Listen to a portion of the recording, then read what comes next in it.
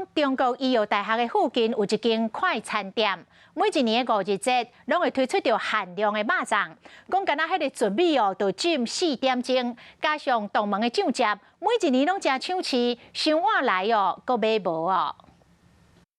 将干贝、卤肉、土豆等等的鸭甲包入肉粽内，逐粒拢真饱甜。台中这间店当年的5日节推出的粽是限量的，每一年都来的，很香的那样。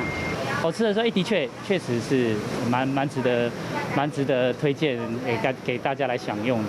头家讲，干那糯米都要浸4点钟，上无要穿半工以上。重点是独门的酱料，或者个口感真丰富，搁较有层次。我们那个香菇丝也是经过跟那个虾米经过炒到它那个香味出来，那个油拌米那个整个味道都入味。另外嘛有招牌卤肉粽等等其他口味嘛真受欢迎。想要伫台中食到北部粽的口味，会使试看卖。